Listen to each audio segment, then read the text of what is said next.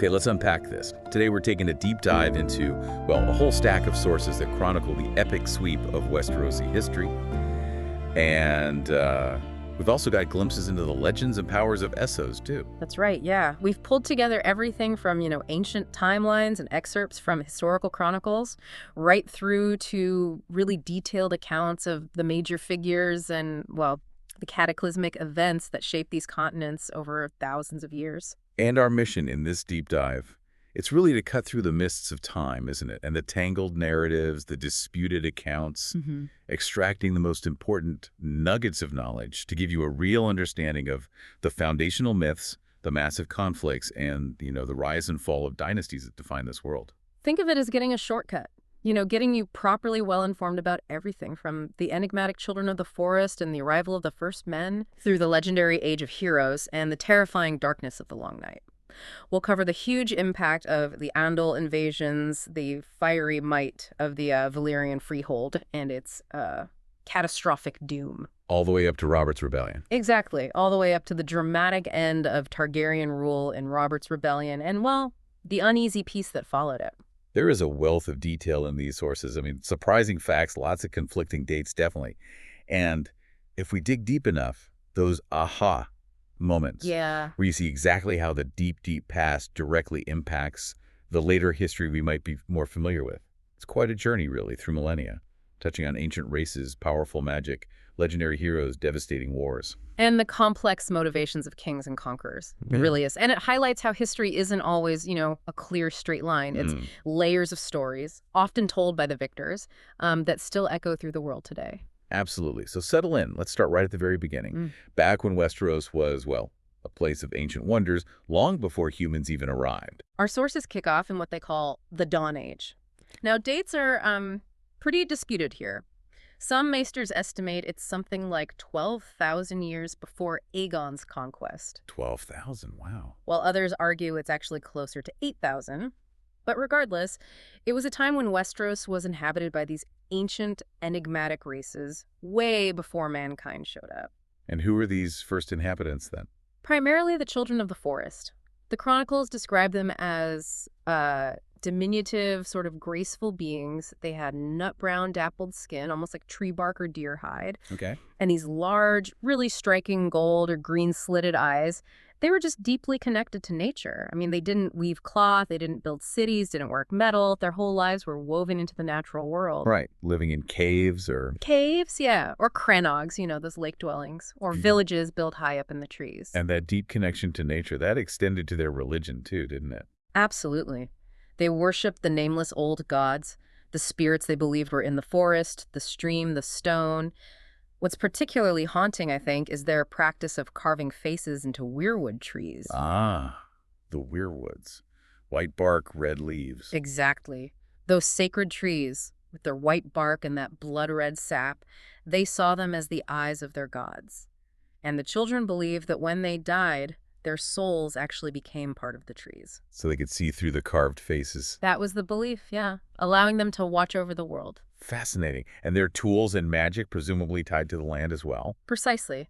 Their tools, such as they were crafted from obsidian. They called it frozen fire, but men would later call it dragon glass. Dragon glass. Okay, that becomes important later. Very important. They also possessed potent magic. They could communicate directly with animals, apparently. And then there were the green seers. Their wisest members. Right, their wisest individuals. They could use the weirwood eyes to peer across vast distances, maybe even catch glimpses into the past. Some legends even suggest the green seers and their connection to ravens might be the origin of that raven messaging system used later on. So the children were one major race. Were there others sharing the continent at this time? Yes. Alongside the children lived the giants. The accounts paint them as truly enormous, sort of hulking beings, some reaching up to 14 feet tall, covered in thick fur. Wow. But simpler than the children. Much simpler, yeah.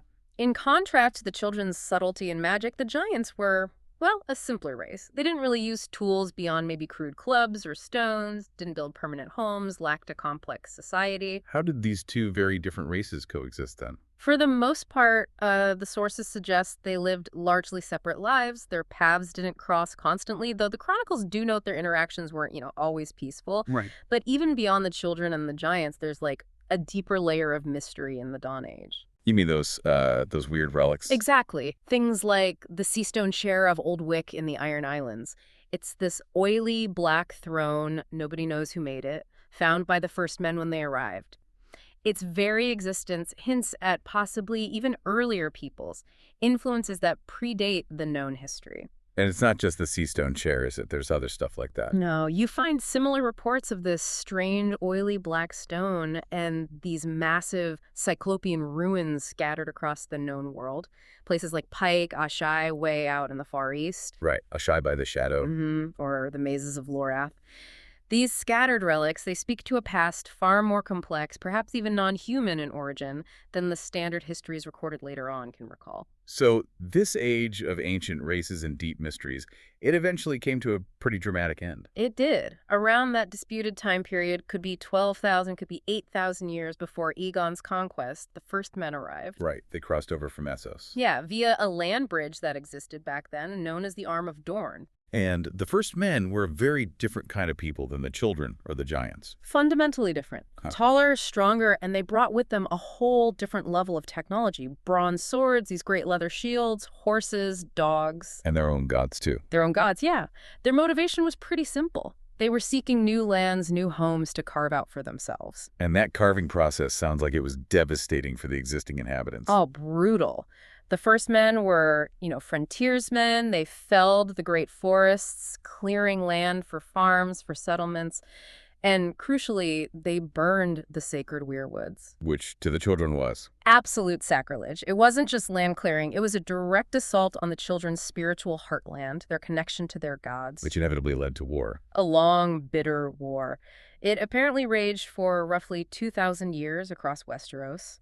The children, they had their knowledge of the land, their magic, but they were just outnumbered, weren't they? And physically outmatched by the first men's bronze weapons and martial prowess. But the children used their magic in a desperate attempt to turn the tide, didn't they? Yes, and this is where their magic really shows its power, its connection to the very fabric of the land. Accounts speak of the legendary Hammer of the Waters. That wasn't just a small spell, right? No. It was described as this cataclysmic ritual. The idea was to literally shatter the land bridge and halt the invasion. And it worked. To an extent. It did, yeah. It shattered the Arm of Dorne, creating the stepstones and the broken arm that we know today. And it flooded the lowlands of the Neck, turning it into that vast, impassable swamp. But ultimately futile. Ultimately, yeah. The tide of first men was just too great. They kept arriving, kept spreading. So the war couldn't be won by either side indefinitely. Exactly. After centuries of bloodshed, the wisest on both sides recognized the futility of it all. They came together and forged the pact. And where was this momentous agreement made? On the sacred Isle of Faces. That large island right in the center of the God's Eye Lake. The terms were pretty straightforward.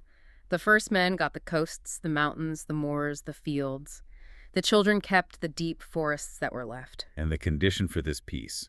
What did the first men have to promise? They swore an oath before the weirwoods on the Isle of Faces, the very trees their ancestors had burned, that they would stop felling them. This act, swearing before the children's gods, that marked a really significant turning point. And what's really fascinating here, I think, is the cultural shift that followed the pact. It wasn't just a ceasefire. Oh, absolutely not. Over time, many of the first men gradually abandoned their own gods they'd brought over and adopted the worship of the old gods. The children's gods. The children's gods of the forest, stream, and stone. This wasn't just a political treaty. It led to this deep cultural exchange, a blending of beliefs that would define the North for millennia to come. Some legends even speak of that mysterious order of green men being established then, to tend the weirwoods on the Isle of Faces and safeguard the pact. Yes, adding another layer of mystery to that sacred place. So, if we connect the dots here, this initial clash between the first men and the children, followed by this integration, this shared belief through the pact, it establishes a pattern. A pattern. Yeah, a pattern of invasion, conflict, and eventual assimilation that we'll see echoed later in Westerosi history, especially with the arrival of the Andals. And it also tells us something crucial about magic in this world, doesn't it? That hammer of the waters. It wasn't just a simple spell. No, it was this elemental landscape reshaping force used defensively. It really shows that magic is intrinsically tied to the very fate and geography of Westeros. It sets the stage for magic being this powerful, almost primordial force. And it's worth remembering that the term First Men might be a bit of a misnomer. Right, when you consider those ancient relics like the Sea Stone chair, it hints there might have been even earlier presences in Westeros that human history just doesn't fully capture. Layers upon layers of history stretching back into the unknown. Exactly. So, the signing of the pact ushered in what the histories call the Age of Heroes. This era is estimated to have lasted roughly 4,000 years, and it's characterized as this long period of relative peace between the First Men and the surviving children of the forest. Right. This is the time that forms the bedrock of so much Westerosi folklore, isn't it? Yeah. And noble lineage. It's populated by these legendary figures whose deeds are said to have shaped the great houses and kingdoms that would later emerge. Yes, the chronicles are absolutely full of these larger-than-life characters. You've got Brandon the Builder, the founder of House Stark. Legend credits him with constructing two of the most iconic structures in Westeros. The colossal wall in the north. And Winterfell. And Winterfell, yeah. Some tales even suggest he had a hand in building other ancient strongholds like Storm's End, maybe even the High Tower of Old Town. Then there's Lan the Clever, founder of House Lannister. His story is great. It is. Legend says he didn't use force, he just tricked the Casterlys out of their ancestral seat, Casterly Rock, using nothing but his wits.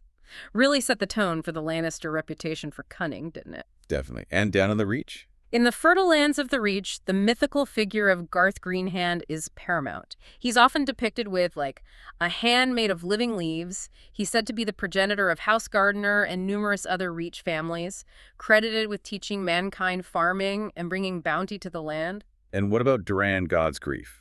Defying the gods themselves. Right. The first Storm King, he married Elene, supposedly the daughter of the gods of sea and wind, and then raised the mighty fortress of Storm's End to stand against their divine wrath. The castle's famous resilience is a testament to his legend. And in the Iron Islands, the Grey King. Legendary ruler of the Ironborn, said to have wed a mermaid and slain the sea dragon Naga. It really links the Ironborn identity deeply to the sea and its myths, and the Age of Heroes is just filled with other figures whose stories are woven into the fabric of the realm. You know, the Blind Knight, Simeon Stareyes, Serwyn of the Mirror's Shield, whose tale pops up in stories about the Kingsguard. Clory the Fool and Jonquil. Tragic lovers, yeah. It's clear these stories shape the identities, even the sigils and words of the great houses for millennia. So during this long age, the First Men kingdoms flourished. Yeah, myriad petty kingdoms ruled by the First Men popped up all over Westeros, and ancient strongholds like Moat Cailin and the Neck were raised. Using these architectural styles we still see hints of thousands of years later. But even 4,000 years of peace, that wasn't permanent. The histories speak of this long peace being shattered by the most dreadful winter the world had ever known. The Long Night. Dates are debated again, some place it closer to 8,000 BC, others later, maybe 6,000 BC. But the impact is universally described as, well, devastating. And what was this long night actually like? The sun vanished. The chronicles speak of this unyielding darkness covering the land for, like, an entire generation, accompanied by a winter of unprecedented cold and length. And from the uttermost north, out of the mythical lands of always winter, came the Others. Ah, the Others. The terrifying figures who brought the cold and the darkness. Yes. Accounts describe them as tall, gaunt beings with eyes like blue stars, wielding swords of pale ice that could shatter steel weapons. They apparently rode dead horses and resurrected the fallen man, beast, even giants as wights. Icy thralls. Exactly, bound to their will. They swept across Westeros, this literal tide of death threatening to extinguish all human life. What's truly fascinating, though, is that this wasn't just a Westerosi event, was it? There's evidence it was bigger. That's a key insight the sources reveal, yeah. Annals from the distant eastern city of Ashai also speak of a similar long darkness and a hero who fought against it with a red sword. This strongly suggests the Long Night was a world-spanning cataclysm, not just confined to Westeros. And facing this global threat, heroes arose in different lands. In Westeros, the legend tells the last hero. He ventured into the frozen north with his dog, a horse, and a dozen companions, desperately seeking the children of the forest, hoping their ancient magic held the key to survival. And across the narrow sea, particularly in the faith of Valor, the hero is Azor Ahai. Right, Azor Ahai, the champion who forged the burning sword Lightbringer, Legend says he had to temper it by driving it through the heart of his beloved wife, Nissa, The ultimate sacrifice. making the ultimate sacrifice to create the weapon needed to wield against the darkness. And there's still scholarly debate about whether the last hero and Azor Ahai were perhaps one and the same figure, or just regional versions of the same archetype. It raises those compelling questions, doesn't it, about shared myths and the nature of heroism when facing existential danger. The Long Night finally ended with a great conflict known as the Battle for the Dawn. The beleaguered First Men were aided by the surviving children of the forest. And the children provided a crucial advantage, didn't they? With their obsidian. Yes. The Night's Watch, an order founded specifically to combat the threat from the north, received crucial aid from the children in the form of dragonglass. Their obsidian daggers and arrowheads. Exactly. These proved lethally effective against the others. This allowed the alliance of men and children, using both fire and dragonglass, to finally drive the others back into the icy wastes of the far north. And in the aftermath, the Great Wall was raised. Attributed again to Brandon the Builder, a colossal barrier of ice and ancient magic stretching 300 miles across the north from Shadow Tower to Eastwatch by the Sea. Built with giants. The histories claim it was built with the aid of giants, the First Men, and perhaps incorporating enchantments from the children to imbue it with protective magic. The Night's Watch was then entrusted with guarding this wall, standing eternal vigil against the return of the others and other threats from beyond. Brandon the Builder gets a lot of credit. Winterfell, the wall. He does, a truly foundational figure for the North, credited with their great ancestral seat and becoming the first king of winter. Now here's where that crucial point about historical sources comes back into play. Right, the reliability. The accounts of this age of heroes, including the Long Night, are often filtered through chroniclers who wrote thousands of years later, primarily Andal septons and maesters. So they're relying on oral traditions, maybe some old First Men runes. Exactly. And this raises significant questions about the absolute veracity of the details. Archmaesters at the Citadel, the center of Westerosi scholarship, they point out the implausibility of kings reigning for centuries, or knights existing thousands of years before the Andals even introduced knighthood. So the timeline is a bit shaky. The very timeline of the Age of Heroes is, in essence, a scholarly construct. It's built on layers of myth, legend, and possibly biased interpretations from later writers. And what about the others themselves? Yeah. Their origin remains a profound mystery in the book canon, doesn't it? It really does.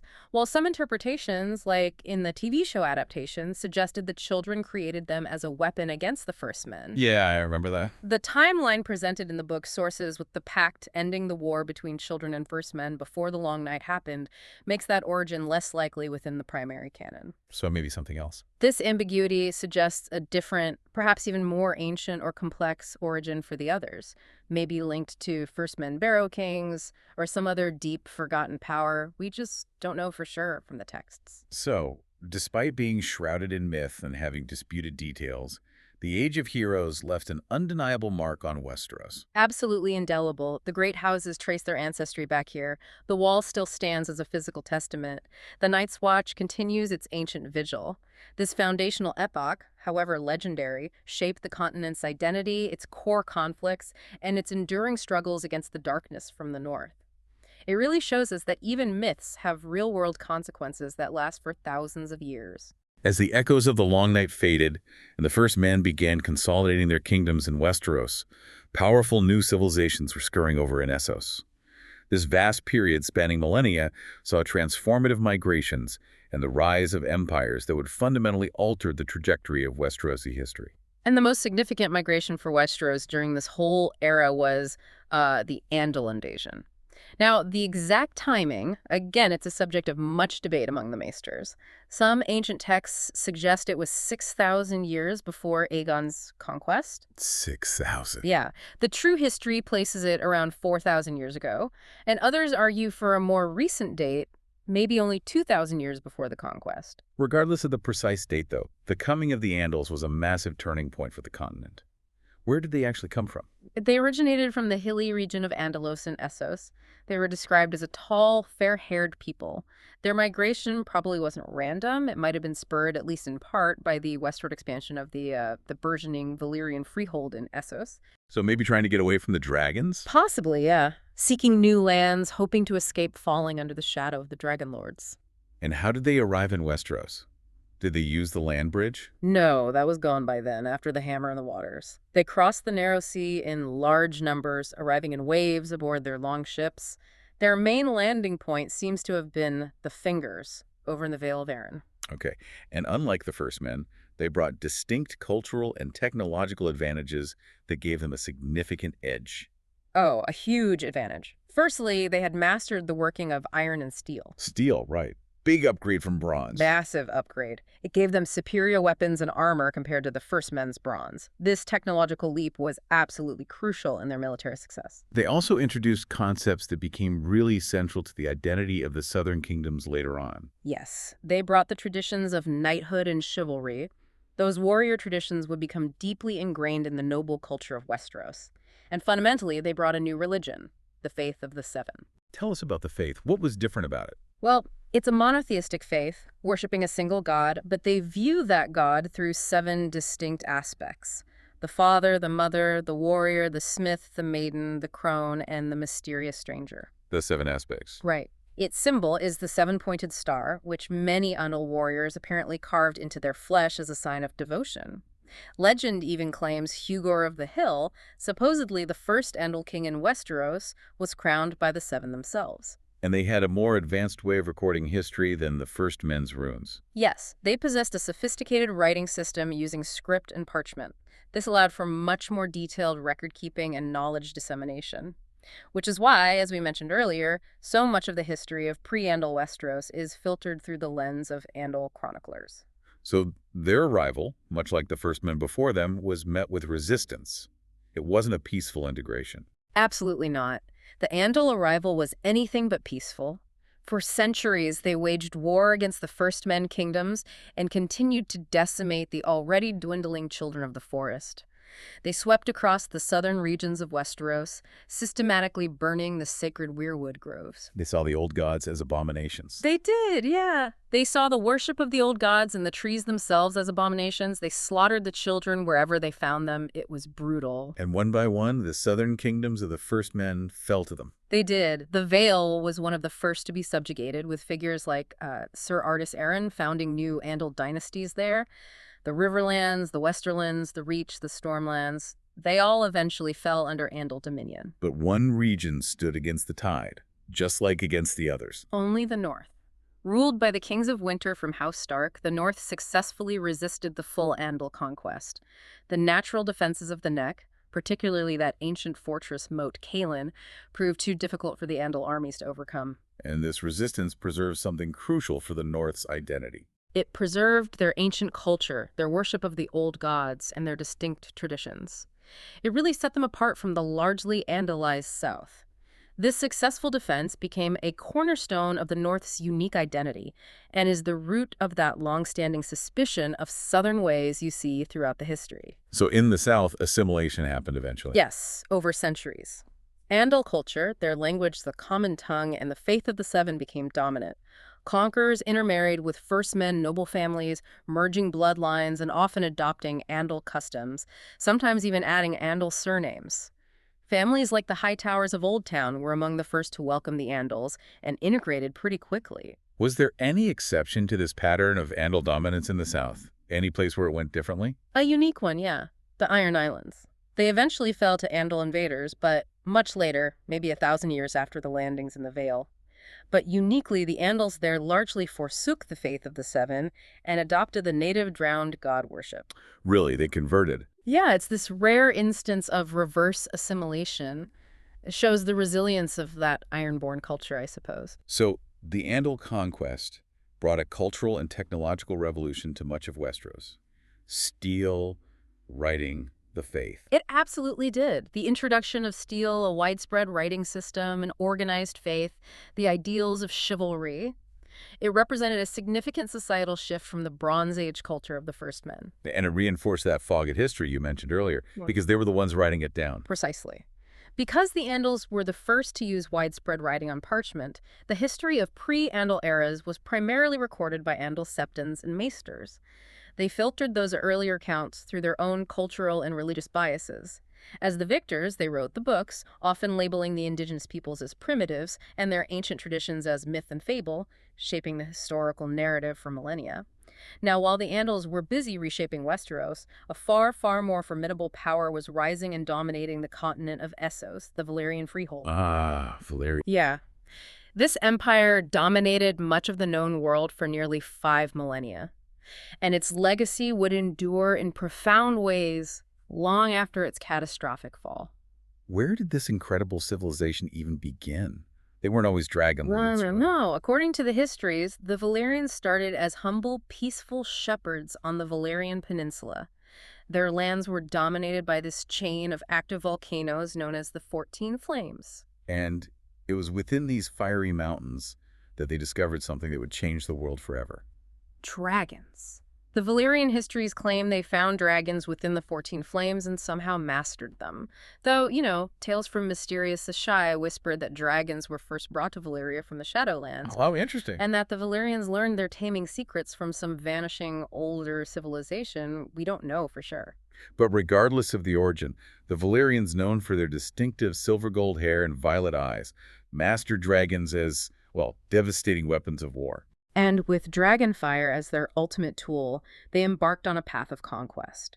Their first major adversaries were the ancient old empire of Ghis. The Giscari, known for their allegiance and slavery. Right, a rigid, slavery-based civilization with formidable legions. There were 5 great wars against Ghis, and in the final conflict around 4700 BC, the Valyrian dragons utterly annihilated the Giscari capital, Old Ghis. Annihilated how? The chronicles say they scoured the city with flame, toppled its great pyramids, and sowed the fields with salt, sulfur, and skulls to ensure nothing would ever grow there again. A truly terrifying demonstration of dragon power. And the Valyrians adopted a key Giscari practice after that. They did slavery, but on a massive scale. They used the captives from their wars to toil in the hazardous mines beneath the 14 Flames, fueling their economy and power.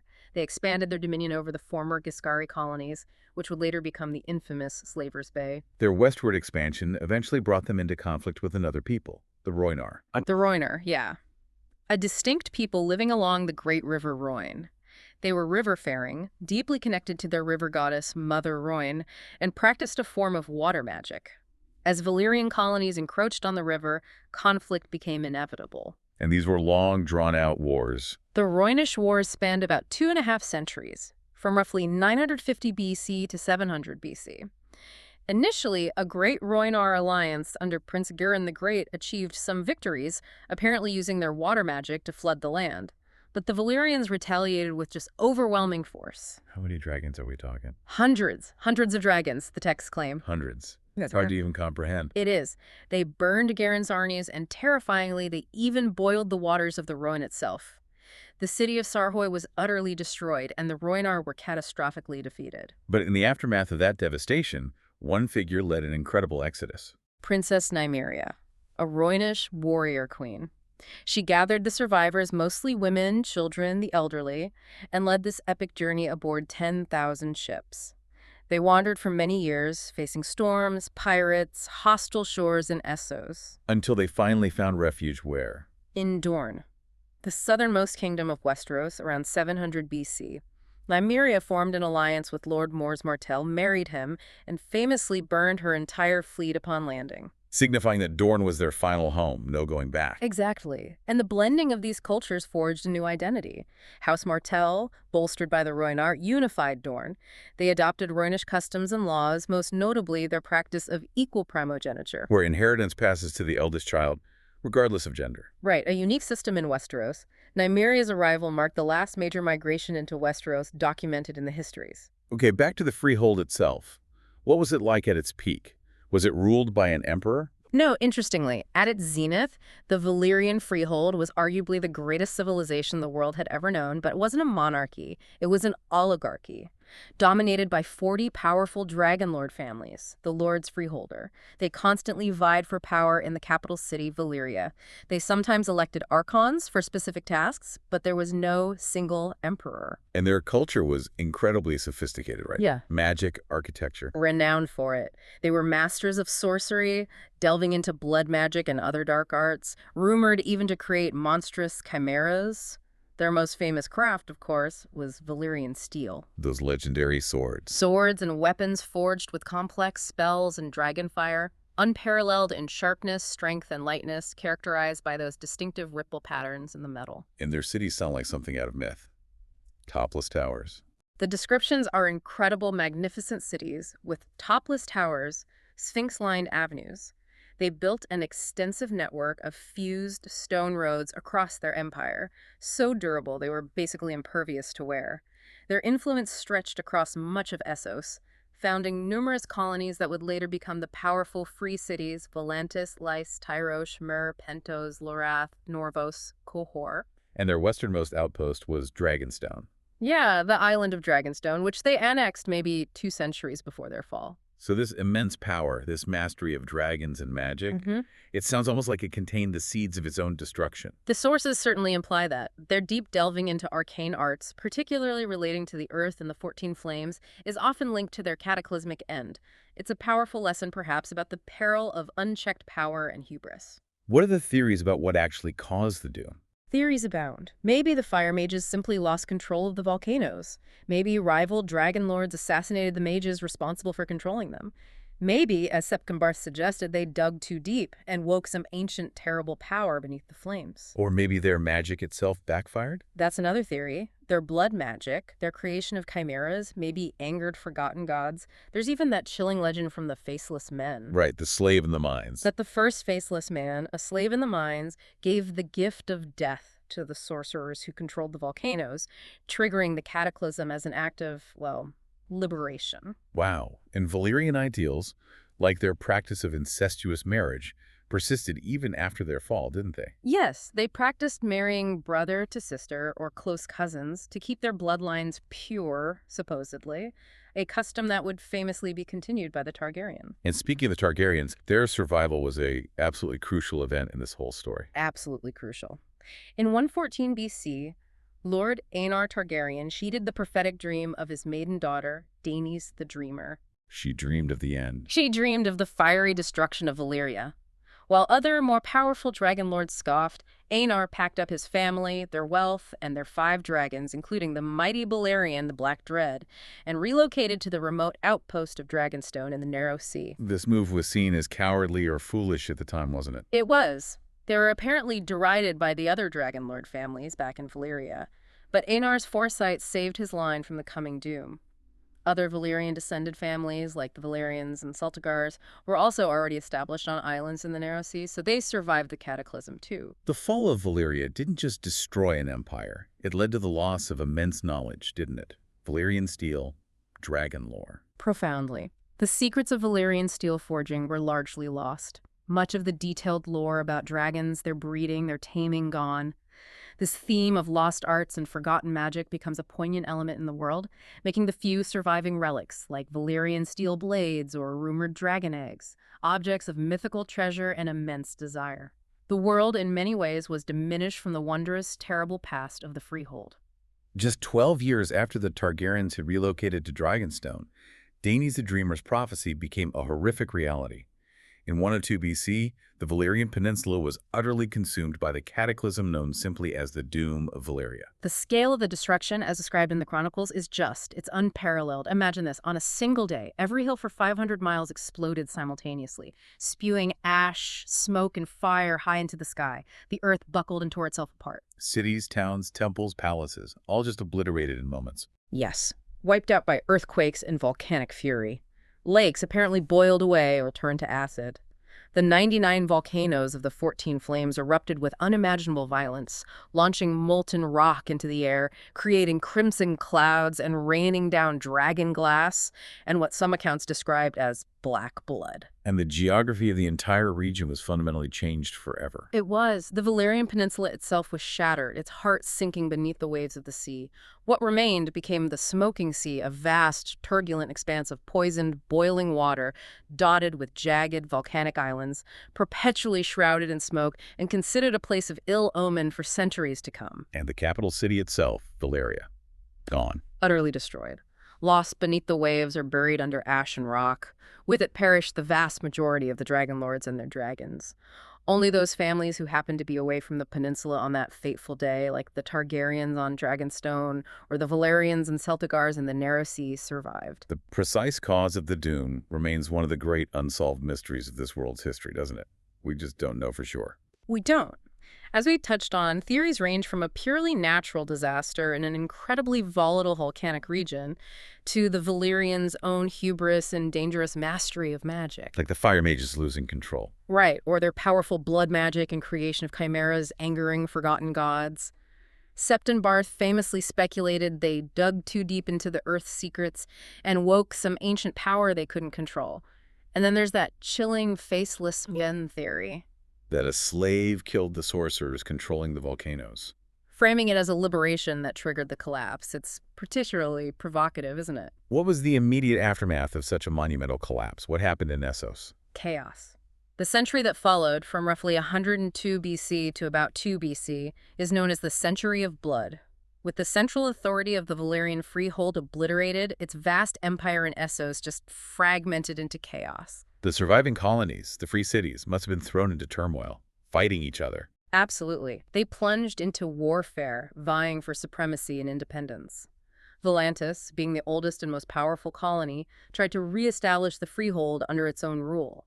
This led to generations of wars against alliances of the other free cities, like Tyrosh, Lys, and Myr, and the formidable independent sea power of Braavos. Braavos, founded by escaped slaves, always outside the freehold's control. Exactly. They became a major power in their own right. And the power vacuum in Essos allowed other forces to rise, too. Yes. Most notably, the Dothraki. Nomadic horse riders from the vast eastern plains, they rose to prominence during this instability. Their Khalasars, or hordes, swept across the continent, sacking and destroying many inland towns and cities that had previously been protected by the freehold's might. So the sudden and violent collapse created this immense power vacuum, directly precipitating the Century of Blood and fundamentally reshaping the political geography of Essos. Exactly. You went from this single dominant empire to a fractured landscape of independent, often antagonistic free cities and the unchecked expansion of the Dothraki, a completely different world. And amidst all this turmoil, House Targaryen, isolated on Dragonstone with the last known dragons in the world, found themselves in a truly unique position. From a minor house of a fallen empire, they were suddenly the sole inheritors of Valyrian power and legacy. This unique and somewhat precarious position, born from their ancestors' foresight and the ashes of their homeland, was the direct precursor to their decision to turn their ambitions westward, towards the fractured kingdoms of Westeros. They weren't just survivors, they were the last remnant of the most powerful force the world had known. And centuries after the doom, Valyria and the Smoking Sea remained shrouded in dread and dark legend. People didn't go there. Generally avoided, yeah. A testament to the scale of the cataclysm and the potency of the lost magic. It deterred exploration, preserving the mystique of Valyrian artifacts and, by extension, the Targaryens themselves as something set apart, something dangerous. There was even one notable attempt by a dragon lord named Aurion of Qohor. Oh yeah, what happened? He tried to reclaim Valyria with an army shortly after the doom, proclaimed himself emperor, marched into the Smoking Sea, and vanished, never seen again. Wow. Okay, so from the ashes of Valyria and the chaos of the Century of Blood, House Targaryen emerged as the last dragon lords. And they didn't stay isolated on Dragonstone forever. They turned their gaze from Essos to the divided lands of Westeros, embarking on a conquest that would unite the continent and establish a dynasty ruling for nearly 3 centuries. This era, the dragon's reign, is defined first and foremost by the power of dragons, obviously, leading to the forging of a unified realm, but also marked by periods of uneasy peace, prosperity, and ultimately devastating internal conflicts that would tear the dynasty apart. So, about a century after the doom, Lord Aegon Targaryen made the fateful decision to claim Westeros. What actually motivated this? Was it just ambition? The histories debate this. Some suggest Aegon had visited Westeros in his youth and was inspired by the continent's potential. Ordering the creation of the painted table at Dragonstone, that great map of Westeros carved in stone, notably without borders, as an expression of his ambition. Others see it more as a strategic response to the continued power struggles in Essos after the Century of Blood. Now, some more modern interpretations, particularly in the House of the Dragon show canon, suggest a prophetic motivation. Aegon having a dream about a coming darkness. Right, the Song of Ice and Fire prophecy. Yeah, that he needed to unite the realm to face. That's a compelling idea, and prophetic dreams are certainly a recurring theme among Targaryens throughout their history. However, our primary book sources for Aegon I's conquest, they don't explicitly detail that specific dream as his main motivation. So we focus on the ambition and strategic factors documented in the core chronicles here. Okay. The invasion began in 2 BC.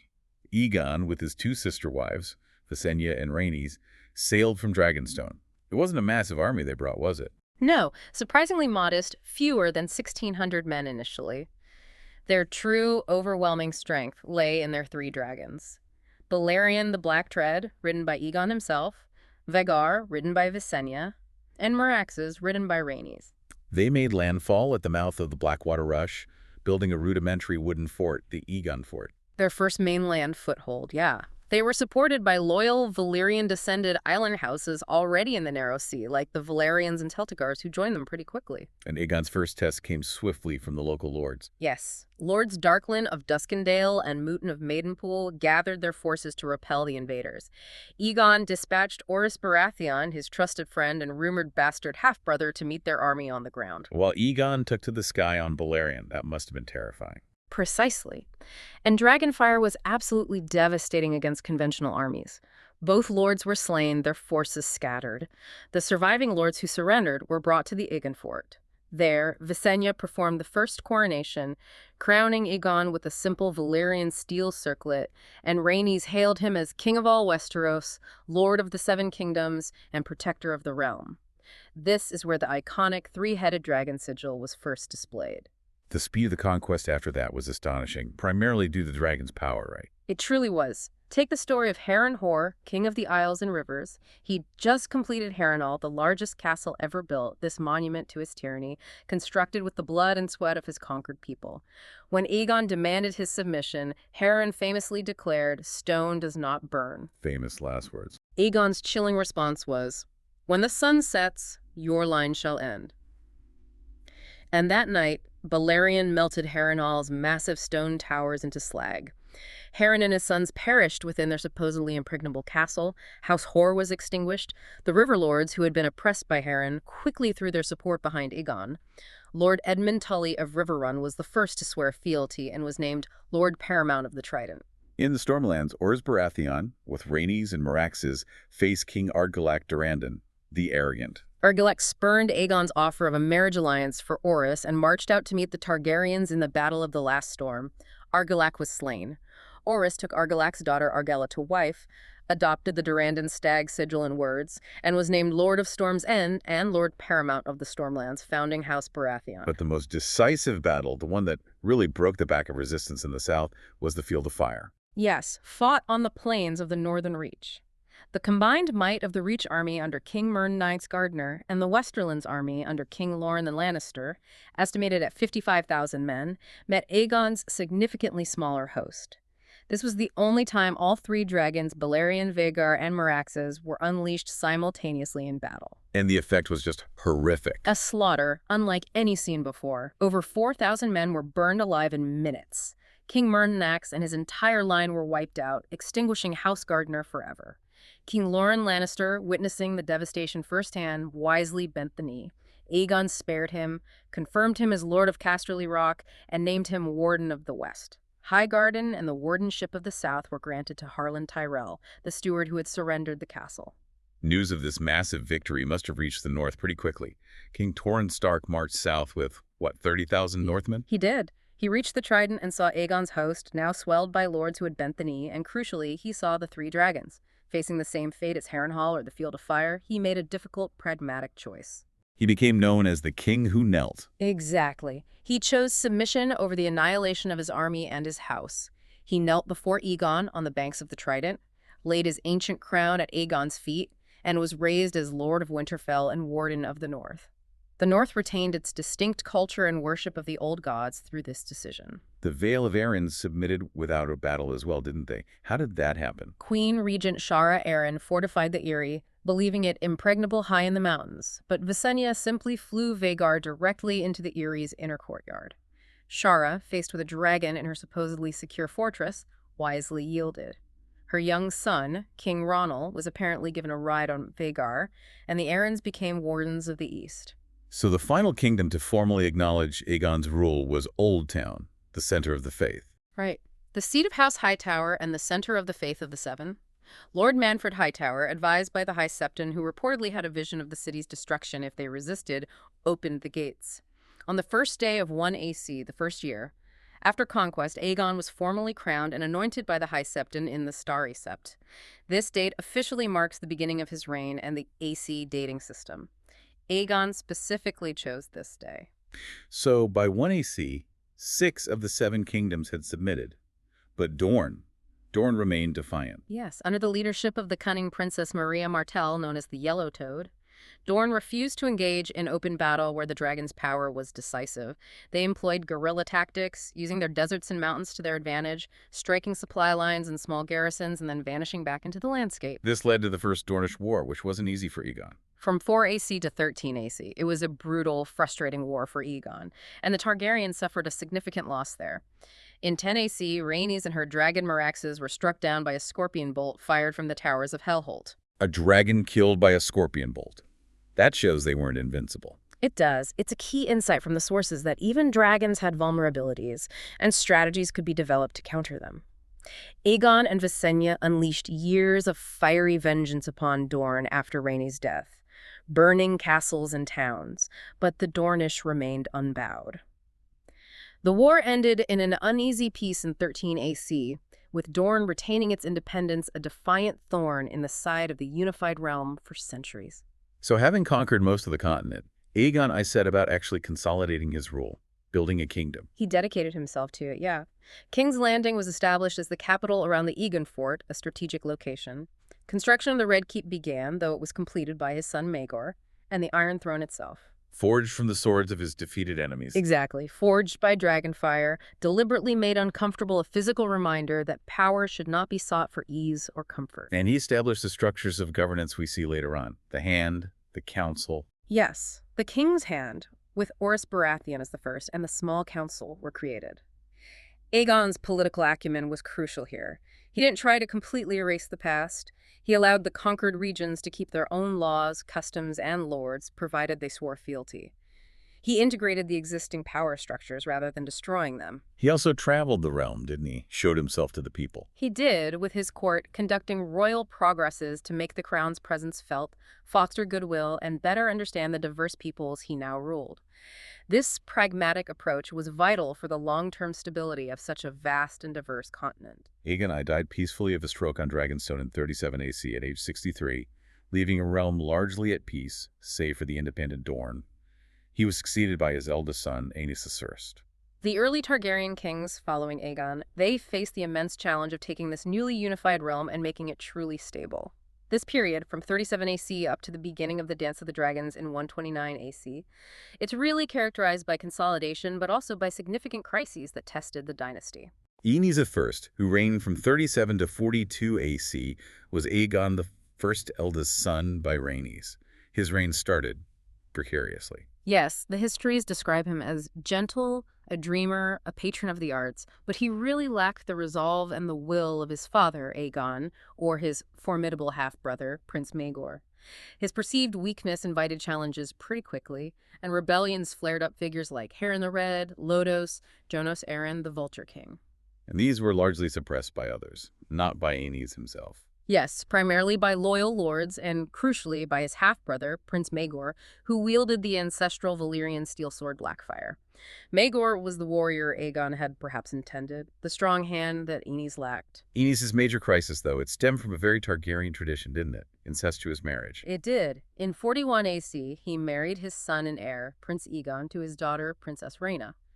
This practice, common and acceptable in Valyria to keep bloodlines pure, deeply offended the faith of the Seven and much of the nobility in Westeros who followed Endal customs. The High Septon reacted very strongly. He denounced Aenys as king abomination, and the militant arms of the faith, the warriors' sons, who were knights sworn to the faith, and the poor fellows, common folk organized for defense, rose in open rebellion. The Septon who performed the wedding was murdered by poor fellows, and an attack was even attempted on the royal family in the Red Keep. Aenys sounds like he just wasn't equipped to handle this kind of upheaval. He really wasn't. He was overwhelmed, indecisive. He fled King's Landing for the safety of Dragonstone. He fell ill there and died shortly after in 42 AC. His reign really shows how quickly things could unravel when a king lacked the necessary strength and political understanding. And his death paved the way for his much tougher half-brother. Maegor I, who reigned from 42 to 48 AC. He was Aegon I's son by Visenya and a stark contrast to Aenys. Maegor returned from exile in Pentos. Aenys had exiled him for taking a second wife while his first was still alive. He rode Balerion, wielded Blackfire, bypassed Aenys' son Prince Aegon, and seized the Iron Throne, earning the name Maegor the Cruel, and deservedly so, it sounds like. Universally. His reign was one of unrelenting brutality.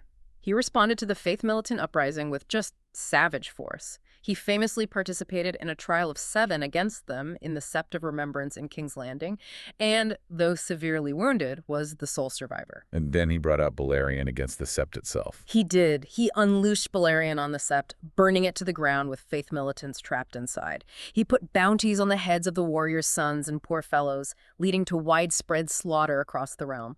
He also took multiple wives, sometimes simultaneously, in this desperate and fruitless quest for an heir, further outreaching the faith and the nobility. He even killed the builders of the Red Keep to keep its secrets after it was finally completed under his reign. A truly dark figure.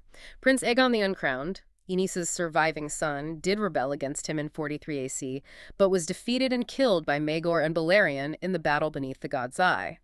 By 48 AC, though, resistance to Maegor was growing, with Aenys' last surviving son, young Jaehaerys, becoming a rallying point. Maegor was found dead on the Iron Throne in 48 AC, wrists slit, impaled on the blades. Suicide, assassin, or the throne itself. It remains a chilling mystery. Maegor's death allowed for a complete shift in leadership style, bringing in Jaehaerys. Yes, Jaehaerys I, who reigned for an incredible 55 years from 48 to 103 AC, ascended at just 14. He became known as the Conciliator, the Wise, and eventually the Old King. His reign is often considered a golden age for the realm, a long period of peace and prosperity. He had the huge task of healing the wounds left by Maegor's cruelty. Absolutely. He was ably assisted throughout his long reign by his sister wife, Queen Alysanne, whom he married against the wishes of his regents, and by his long-serving hand, Septon Barth, a common-born man known for his wisdom. Jaehaerys ended the Faith Militant uprising not through brutality, but through diplomacy. He granted concessions while crucially affirming the crown's right to judge members of the faith in secular matters. This brought vital stability after years of conflict. He wasn't just a conciliator, though. He was a great builder and lawmaker, too, wasn't he? He truly was. He codified laws, creating a unified legal system for the realm. He initiated vast public works, most famously the King's Road, which linked King's Landing to all corners of the realm, and even improved infrastructure in the capital, like drains and wells for public health. He and Queen Alysanne conducted royal progresses, traveling the realm to foster goodwill and understand the needs of their people. And Queen Alysanne seems to have had significant influence, particularly regarding the rights of women and the small folk. Yes. She was instrumental in reforms like abolishing the Lord's right of first night and championing women's rights and inheritance. She even visited the North and the Wall, persuading the Night's Watch to accept a vast new tract of land for their support, known as the New Gift, a really influential queen. But despite the long and prosperous reign, dynastic issues, succession issues, began to emerge towards the end. They did. Jaehaerys and Alysanne had 13 children, but many died young or met tragic ends, leading to a complex succession situation. In 92 AC, after his designated heir, Prince Aemon, died, Jaehaerys chose his next son, Balon, as Prince of Dragonstone, adhering to male primogeniture, even though Aemon's daughter, Princess Rhaenys, argued for her own claim. This actually led to a 2-year estrangement between Jaehaerys and Alysanne. And then Prince Balon died too. In 101 AC, succession became uncertain again. To prevent a potential war between competing claimants, Jaehaerys convened the Great Council of 101 AC at Harrenhal. Lords from all over Westeros gathered to debate the claims, primarily choosing between Prince Viserys Targaryen, who was Balon's son, and Lenore Valerian, who is Princess Rhaenys' son. And the council's decision set a really important precedent. A crucial one, yeah. The council overwhelmingly voted for Viserys. This was widely interpreted as establishing the precedent that the Iron Throne could not pass to a woman or through a female line if a viable male claimant existed. It resolved the immediate crisis, but it became a major point of contention later on. Jaehaerys died peacefully in 103 AC at age 69, deeply mourned as a great king. His grandson, Viserys I, reigned next, from 103 to 129 AC. Viserys was a kind, amiable, and generous king. His reign was largely peaceful and prosperous, continuing his grandfather's legacy in many ways. The Red Keep became a place of song, feasts, and tourneys. However, his reign is ultimately defined by his failure to definitively resolve the succession crisis he inherited, in a way. He named his daughter Rhaenyra heir quite early on, didn't he? Yes. His first wife, Aemma Arryn, gave him only one surviving adult child, Princess Rhaenyra. After Aemma and their infant son died tragically in 105 AC, Viserys named the young Rhaenyra his heir and Princess of Dragonstone, compelling the lords of Westeros to swear oaths of fealty to her. But then he remarried to Alicent Hightower. He did, to Alicent Hightower, the ambitious daughter of his hand, Sir Otto Hightower, and Alicent bore him sons Aegon, Aemond, and Daeron. This inevitably created two competing factions at court. The Greens, supporting Queen Alicent and her father Otto, who argued for Aegon's claim based on Andal law and that 101 AC precedent. And the Blacks. And the Blacks, loyal to Rhaenyra as the king's designated heir. Viserys seems to have been caught between them, unable or unwilling to make a final decision. He was. He steadfastly refused to name Aegon heir, insisting Rhaenyra would succeed him. But his indecision and the deep personal rivalries fueled by his wives' and children's competing claims laid the fertile ground for the devastating civil war that would erupt immediately after his death, the Dance of the Dragons. He died peacefully in his sleep in 129 AC, unaware of the storm he was leaving behind. The reigns of Aenys and Maegor really highlight the fragility of the dynasty, don't they? Right. Even with dragons, when faced with internal division and discontent, the throne wasn't secure. That's a key insight, yeah. Aenys's weakness allowed the faith militant uprising to escalate into a major threat.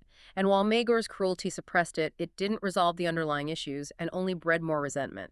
Dragon might alone wasn't enough. Political legitimacy, diplomacy, and skillful governance were vital. And Jaehaerys' long reign shows the power of that skillful governance, diplomacy, the legal reform, public works, creating loyalty and stability. Absolutely. His reconciliation with the faith and his improvements to the realm really consolidated Aegon's conquest. But that great council of 101 AC, while resolving an immediate crisis, inadvertently sowed the seeds of future conflict by reinforcing the preference for male line inheritance, which directly challenged Viserys' later designation of Rhaenyra. It shows how even a seemingly wise decision can have unforeseen, devastating consequences down the line. And it's crucial to remember that our primary source for this period, Fire and Blood, is an in-universe account by Archmaster Gildane. Yes, and this means it's filtered through his perspective. It's potentially subject to bias, especially when interpreting the motivations and actions of figures like Rhaenyra or Alicent. This inherent unreliability of the historical record is a deliberate feature of the world building, allowing for different interpretations and ongoing debates about what really happened. Viserys the Sfudi's peaceful reign ended with his death in 129 AC, but the quiet didn't last long at all. His death plunged the realm into the brutal, devastating civil war known as the Dance of the Dragons. Despite Viserys having named his daughter Rhaenyra heir, despite securing oath from the lords, the Greens faction moved decisively to place her half-brother, Prince Aegon, on the Iron Throne. This was a true crisis of succession, wasn't it? Forcing the lords of Westeros to choose between the king's clearly designated heir and the precedent set by the Great Council of 101 AC, which favored male succession. The Greens wasted absolutely no time. They didn't. Viserys' death was kept secret for a short period to allow Queen Alicent, her father Otto Hightower, back his hand, and their allies on the small council to consolidate power. They argued fiercely for Prince Aegon's succession, citing Andal law, male primogeniture, and that 101 AC precedent. And there was immediate pushback from within the council. Lord Lyman Beesbury, the aged master of coin and a staunch Rhaenyra supporter, protested strongly, calling their actions treason. Accounts differ slightly on his fate. Some say Sir Criston Cole, the Lord Commander of the King's Guard, and a key green figure known as the Kingmaker, slit his throat right there. Harsh. While others claim Otto Hightower merely imprisoned him. Regardless, Lord Beesbury was the first significant casualty of the dance. Prince Aegon himself was reportedly hesitant initially to take the throne. Yes, he was described as reluctant, maybe even unwilling, but he was persuaded and pressured by his mother and grandfather to accept the crown. He was crowned as Aegon II in the Dragon Pit, wearing the conqueror's crown and wielding Blackfire. Meanwhile, news finally reached Rhaenyra on Dragonstone. And she was, understandably, enraged by this usurpation. Her loyal supporters, the Blacks, gathered around her, and she was crowned Queen Rhaenyra with her father's crown. The realm formally split, with houses declaring for either black or green, and crucially, for the first time since Valyria, dragons were on both sides of a major conflict. The conflict escalated rapidly and tragically from there. Kinslaying happened almost immediately. It became brutal very quickly. One of the first major blows was near Storm's End. Prince Aemon Targaryen, Aegon II's formidable one-eyed brother and rider of the massive dragon Vhagar, encountered Rhaenyra's young son, Prince Lucerys Velaryon, who was there as an envoy on his smaller dragon Arax. And Aemon had a long-standing grievance against Lucerys, right? Over his eye. Yes. Lucerys had taken Aemon's eye years earlier in a childhood fight. Aemon, fueled by rage and likely encouraged by the Greens to provoke, attacked Lucerys over Shipbreaker Bay. Lucerys and Arax were killed. This act of kinslaying was unforgivable and made any potential reconciliation pretty much impossible. And Rhaenyra's side responded with brutal vengeance of their own. That led to the infamous blood and cheese incident. Prince Daemon Targaryen, Rhaenyra's husband and uncle, orchestrated assassins to infiltrate the Red Keep and confront Aegon II's wife and sister, Queen Helaena, with her young children. They forced Helaena to choose which of her sons would die. She chose her youngest, Maelor, but the assassins killed her eldest son and heir, Jaehaerys, instead. This brutal murder drove Helaena into madness and fueled a horrific cycle of violence and retaliation throughout the war. The war wasn't just fought by armies on the ground. It was dragons against dragons in the sky. A terrifying prospect. Which was a horror unseen since the doom of Valyria itself. The battles were bloody on land, sea, and in the air. Notable engagements include the Battle of Rook's Rest, where Princess Rhaenys, the queen who never was, riding her dragon Meleys, was ambushed by Aegon II on Sunfire and Aemond on Vhagar. Rhaenys and Meleys were killed, but both Aegon II and Sunfire were also gravely wounded in the fight, leaving Aegon crippled for the rest of the war. There was also a catastrophic naval battle, the Battle of the Gullet. Yes. This involved not just Targaryen forces, but also a fleet from the Triarchy, an alliance of free cities supporting the Greens. It was a devastating naval and aerial engagement. Rhaenyra's heir, Prince Jacaerys Velaryon, was killed leading a dragon attack. Her younger sons, Aegon the Younger and Viserys, being sent away for safety, were captured when their ship was taken. Aegon managed to escape. Aegon managed to escape on his young dragon Stormcloud, flying back to Dragonstone, but Viserys was taken captive and believed lost for years. Despite these terrible losses, Rhaenyra managed to take King's Landing. With Aegon II incapacitated and Aemond away fighting in the Riverlands, Rhaenyra and demons seized the city in 130 AC. Rhaenyra finally sat the Iron Throne, but her rule was brief and very troubled. Aegon II, meanwhile, was secretly smuggled out of the city by Lord Larys Strong. Her time on the throne was marked by discontent in the capital. Yes, her rule was perceived as harsh, with heavy taxes needed to fund the ongoing war. This led to riots in King's Landing, culminating in the horrific storming of the Dragon Pit in 130 AC. A mob, spurred on by a mad prophet called the Shepherd, stormed the Dragon Pit and killed 4 of the dragons housed there: Shrykos, Morgul, Tyraxes, and Dreamfire. Rhaenyra's son, Prince Joffrey Velaryon, died trying to save them. Her own dragon, Syrax, was killed later by the mob outside the Red Keep. One of the most legendary moments of the entire dance was the duel above the God's Eye Lake. The epic clash between Prince Daemon on Caraxes and Prince Aemond on Vhagar, it ended in a legendary and ultimately suicidal maneuver where Daemon leapt from Caraxes onto Vhagar's back in midair, driving his Valyrian steel dagger, Dark Sister, through Aemon's empty eye socket. Both dragons, locked in combat, crashed into the lake below, killing both princes and their mounts instantly. Despite taking the capital, Rhaenyra's position weakened significantly after the Dragon Pit riots and other losses. It did.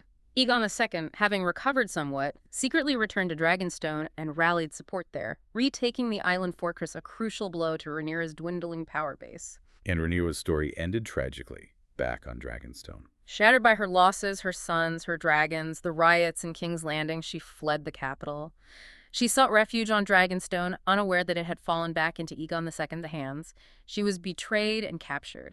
Aegon II had her fed to his crippled but still living dragon Sunfire in the Dragonstone courtyard, forcing her young son, Aegon the Younger, to watch the gruesome execution. Even with Rhaenyra dead, the war wasn't quite over yet, was it?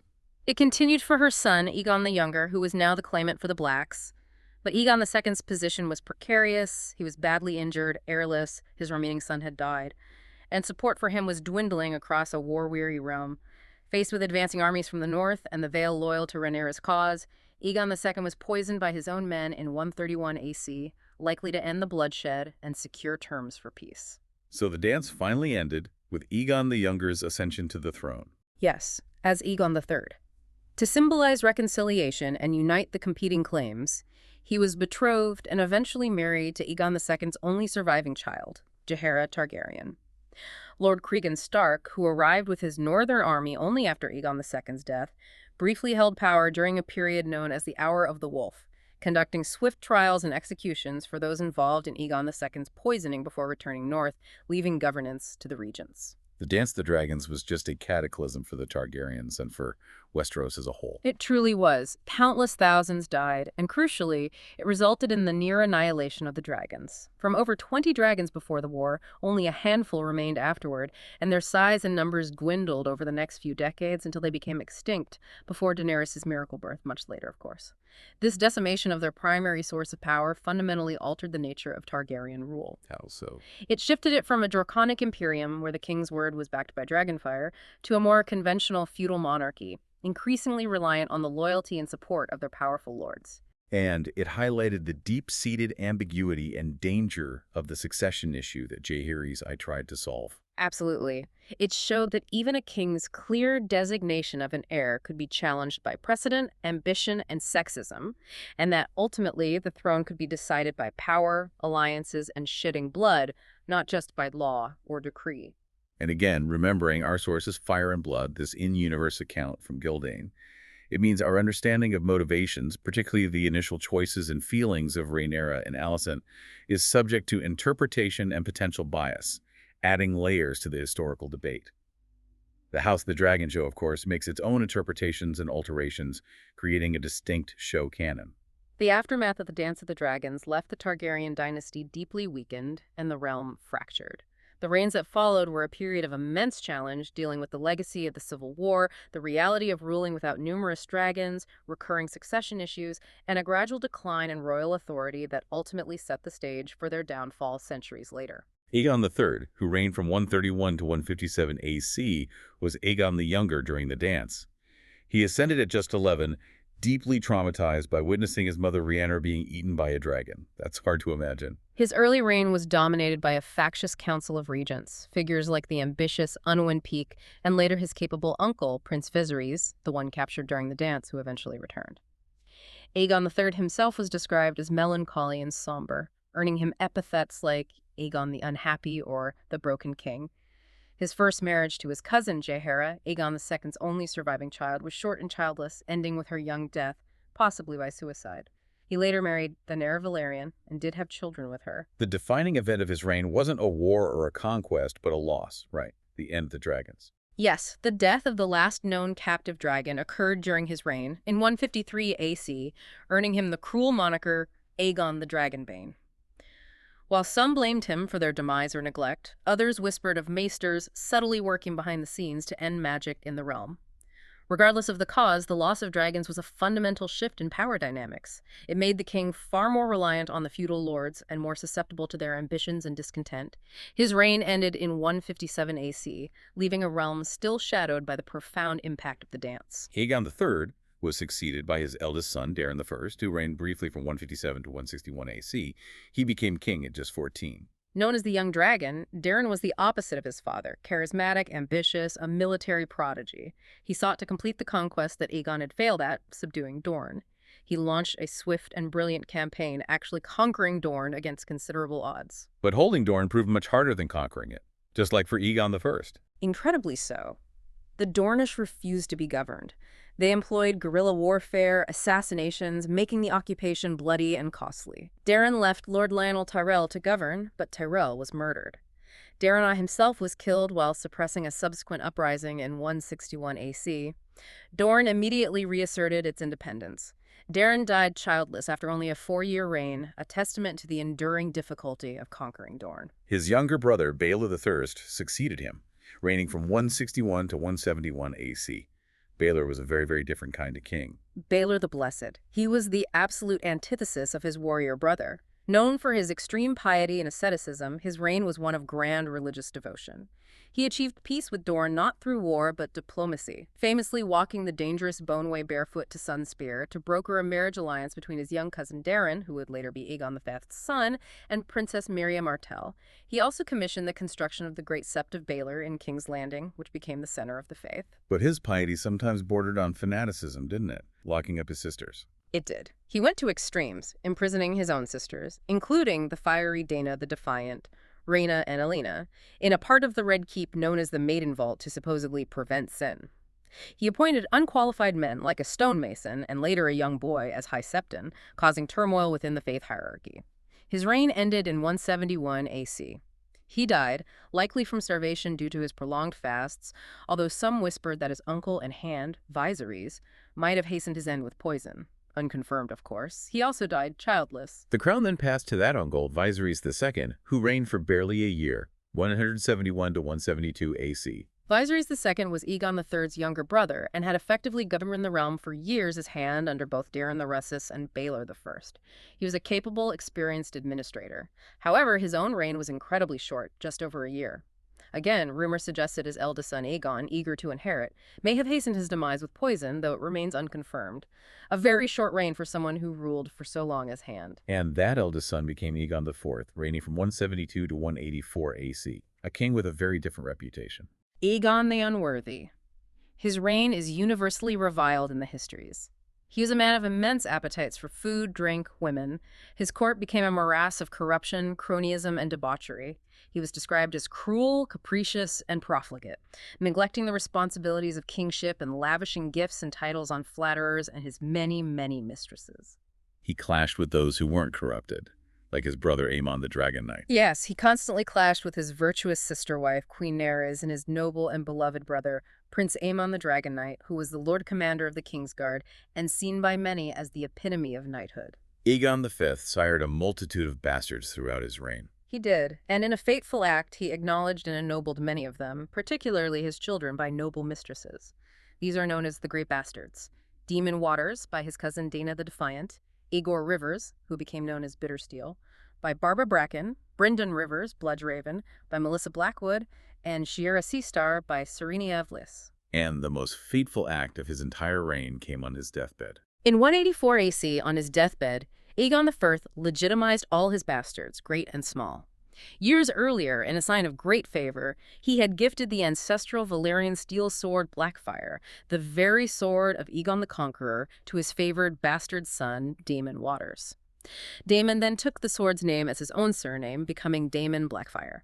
Aegon I's actions directly laid the foundation for a century of civil conflict, the Blackfire rebellions. The throne passed to his true-born son, Daeron II, reigning from 184 to 209 AC. Daeron the Good. He was a stark contrast to his unworthy father, scholarly, thoughtful, and just. He set about reforming the court, purging his father's favorites and surrounding himself with wise counselors. His most significant achievement was the peaceful incorporation of Dorne into the Seven Kingdoms in 187 AC. How did he succeed where Daeron I failed with war, and Aegon I before him? Diplomacy and marriage alliances.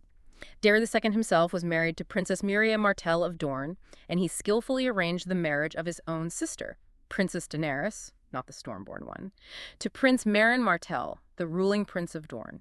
This finally united all the lands south of the Wall under the Iron Throne, centuries after Aegon I's initial conquest. But this peace came with its own tensions, didn't it? Resentment over Dorne's special privileges. It did. The special privileges granted to Dorne, their unique laws and customs being respected. The presence of Dornishmen at court bred resentment among some of the other lords, particularly in the Reach and Stormlands. They felt they had fought and bled for generations to subdue Dorne, only to see them welcomed into the realm with special treatment. This discontent, combined with Aegon V's legitimation of Daemon Blackfire, fueled rebellion. Precisely. Daemon Blackfire, who was charismatic, a great warrior, and apparently resembled Aegon the Conqueror, and holding the symbolic sword Blackfire, became a focal point for this discontent. He claimed the throne, arguing implicitly or explicitly that Daeron II was illegitimate. Rumors about Queen Nerys and Aemon the Dragon Knight persisted, or that Aegon V's legitimation made his claim superior. This ignited the first Blackfire Rebellion in 196 AC. The realm split. Red Dragon versus Black Dragon. A civil war. A bloody civil war. It culminated in the brutal Battle of Redgrass Field, where Demon Blackfire and his twin sons were slain by the forces led by Daeron II's brilliant but ruthless half-brother, Brynden Rivers, known as Bloodraven, and his personal archers, the Raven's Teeth. Daemon's other sons and his own vengeful half-brother, Aegor Rivers, Bittersteel, escaped across the narrow sea to the free cities. And Bittersteel founded the Golden Company. Exactly. A sellsword company composed of exiled Blackfire loyalists dedicated to putting a Blackfire back on the Iron Throne, creating this persistent external threat for the next century. Daeron II's reign was largely peaceful after the rebellion was put down, but it ended tragically. He was a just and capable ruler. He died during the Great Spring Sickness in 209 AC, a terrible epidemic that also claimed two of his grandsons, Valar and Materys, who were ahead of Aerys Asais in the line of succession. So his second son, Aerys Asurth, took the throne, reigning from 209 to 221 AC. Aerys was more a scholar than a ruler. He preferred delving into prophecies and ancient tomes and largely delegated the actual governance of the realm to his hand, Lord Bloodraven, his uncle. His reign was troubled, dealing with the aftermath of the spring sickness, a prolonged drought, and Ironborn raids under Dagon Greyjoy. And it saw two more Blackfire attempts, didn't it? Though less serious. Yes. The second Blackfire Rebellion in 212 AC was brief and mostly bloodless. It centered around Daemon II Blackfire, who arrived disguised as John the Fiddler for a tourney at White Walls. But the plot was uncovered by Bloodraven's extensive spy network spies everywhere and quashed before it truly started. This is the historical context for the Mystery Knight story in the Dunk and Egg Tales, where Sir Duncan the Tall and young Prince Aegon, Aerys' nephew known as Egg, played a role. And the third Blackfire Rebellion. In 219 AC, led by Aegon I Blackfire, Daemon the Tsar's fourth son, and the ever-present Bittersteel. It was also defeated. Aegon was killed after surrendering, and Bittersteel was captured and brought to King's Landing. Against the counsel of Bloodraven and Prince Aerion Brightflame, Aerys decided to sentence Bittersteel to join the Night's Watch. However, the ship carrying him north was intercepted, and Bittersteel escaped back to Essos to continue plotting, keeping the Blackfire threat alive yet again. Aerys I died without issue, and the crown passed to his youngest brother, Maekar. Maekar I, reigning from 221 to 233 AC, the 14th Targaryen king. He was a proven military commander, having fought bravely in the First Blackfire Rebellion, but he was known for being harsh, stern, and unforgiving. He reportedly felt overshadowed by his revered older brother, Baelor Breakspear, who died in a tourney accident, and resented Bloodraven's influence. He wanted his reign to be a stronger, more warlike era, even ordering a new crown made, as the conquerors had been lost in Dorne during Daenerys' campaign. His reign was relatively peaceful between Blackfire uprisings, but he had challenges with his own sons. A mixed bag there. A real mix of troubles. Daeron the Drunken, who died of pox. Aerion Brightflame, who was cruel and unstable and famously died drinking wildfire, believing it would transform him into a dragon. Wow. Yeah. Aemon, who chose to become a maester at the Citadel and forsake his claims. And his youngest, Aegon, known as Egg, who squired for Sir Duncan the Tall and gained a unique understanding of the small folk through their travels. Maekar died in 233 AC while suppressing the P uprising, crushed by a stone flung from the battlements of Starpike. And his death led to yet another succession crisis. His eldest sons were dead, and Aerion's infant son, Maegor, was deemed unsuitable due to his father's cruelty and instability, as well as just being an infant. A great council was convened in 233 AC. Maester Aemon, though considered by some, firmly refused the crown due to his vows. Ultimately, the council chose Maekar's youngest son, Aegon. Aegon V, who reigned from 233 to 259 AC, becoming known as Aegon the Unlikely. An improbable path to the throne indeed, being the fourth son of a fourth son. But his experiences as Egg, traveling incognito with Sir Duncan the Tall, who would later become his Lord Commander of the Kingsguard, gave him a unique perspective. He gained real sympathy for the small folk and was deeply motivated to improve their lives. His reign was marked by attempts at major reforms, wasn't it, to help the commoners? Yes, he attempted numerous reforms aimed at curtailing the power of the great lords and granting more rights and protections to commoners. But these reforms met fierce resistance from the nobility, who saw them as an infringement on their ancient privileges. This led to several lesser rebellions and general discontent among the lords throughout his reign. And his dynastic choices, letting his kids marry for love, added further strain. Having married Baitha Blackwood for love himself, he controversially allowed his children to do the same, breaking important betrothals that would have tied powerful houses like the Baratheons, Tullys, Tyrells, and Redwynes closer to the crown. This further alienated powerful noble families who felt slighted. And there was the Fourth Blackfire Rebellion during his reign, too. Bitter steel again. In 236 AC, led by Daemon III, Blackfire and Bitter Steel, it was short-lived, gaining little support in Westeros. Daemon III was slain by Sir Duncan the Tall himself at the Battle of the Wendwater Bridge, and Bittersteel again retreated to Essos. As his reign went on, Aegon V became increasingly obsessed with restoring dragons, believing they were necessary for his reforms. He believed that dragons were necessary to enforce his reforms and protect the small folk from the arbitrary power of the lords. This obsession led to the tragic event at Summerhall in 259 AC. He gathered his family and friends there, attempting to hatch ancient dragon eggs. And it ended in catastrophe. A catastrophic fire, likely caused by the volatile combination of wildfire and attempts to hatch the eggs using pyromancy. It killed Aegon V himself, his eldest son and heir, Prince Duncan the Small, his loyal friends Sir Duncan the Tall, and many others.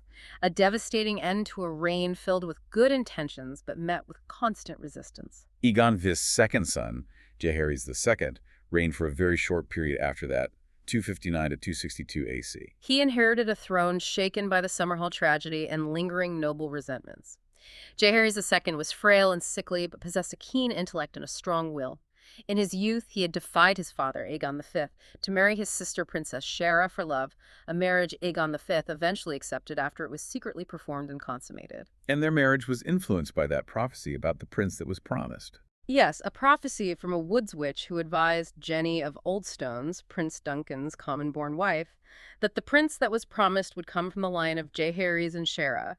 Their children were Aerys and Rhaella. Jaehaerys II's short reign was largely dominated by one major conflict, the War of the Ninepenny Kings. In 260 AC, yeah. Which was effectively the fifth and final Blackfire Rebellion. This time, Maelys Blackfire, known as the Monstrous, for his vestigial second head growing from his neck, the last male of the direct Blackfire line, allied with a coalition of pirates and mercenaries called the Band of Nine.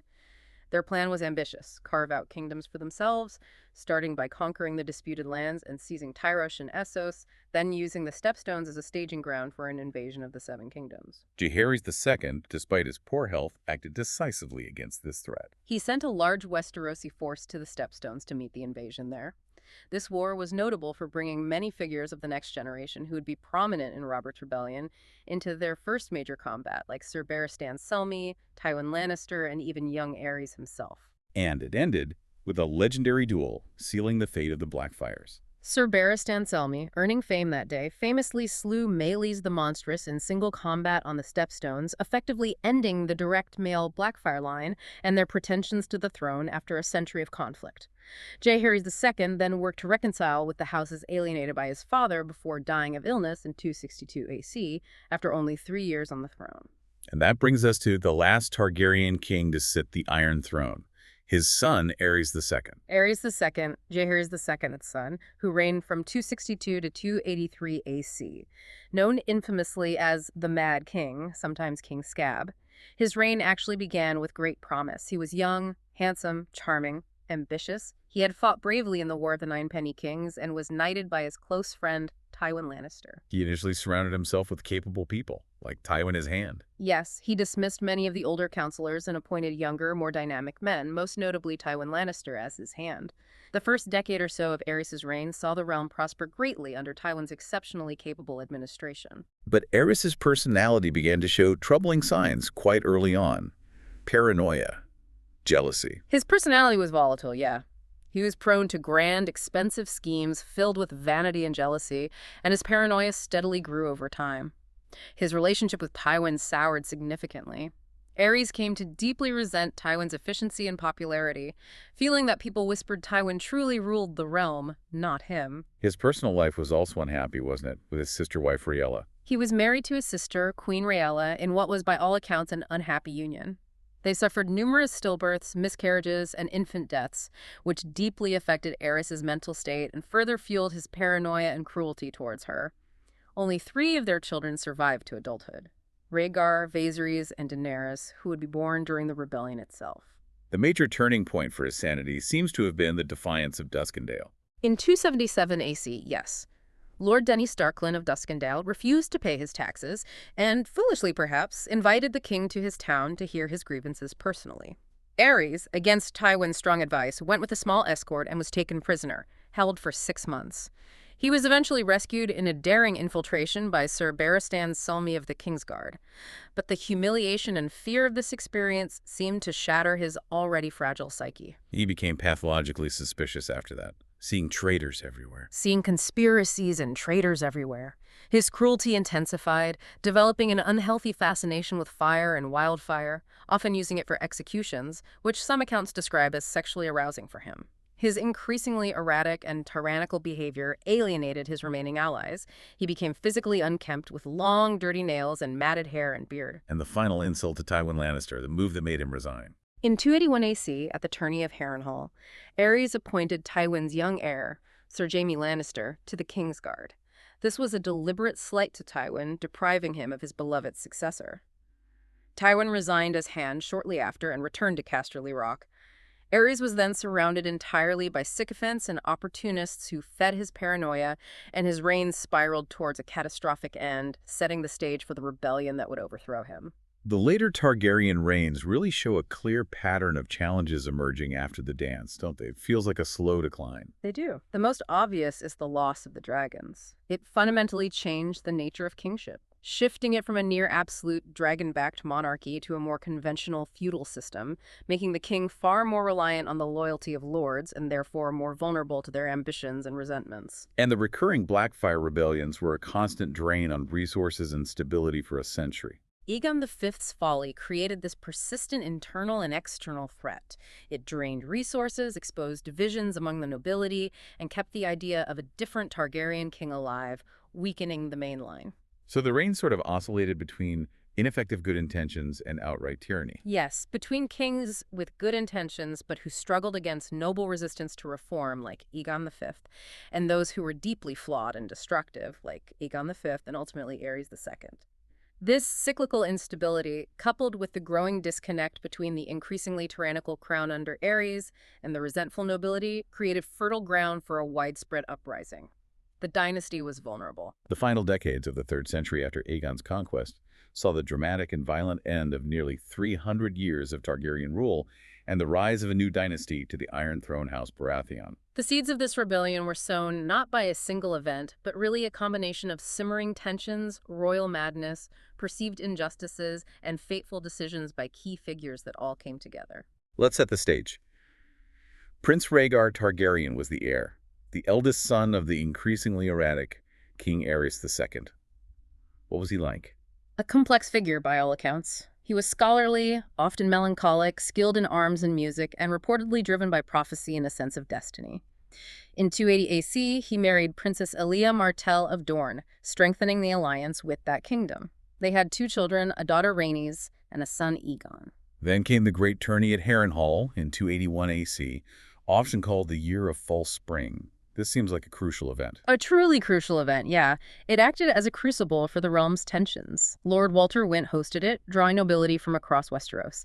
King Aerys II himself attended, which was rare for the reclusive king, maybe spurred by Varys' whispers that Rhaegar might use the tourney to gather support against him or even hold an informal great council. Many key players of the coming conflict were there, weren't they? Starks, Baratheon. The Starks were there. The heir Brandon, Eddard, young Lyanna, and Benjen.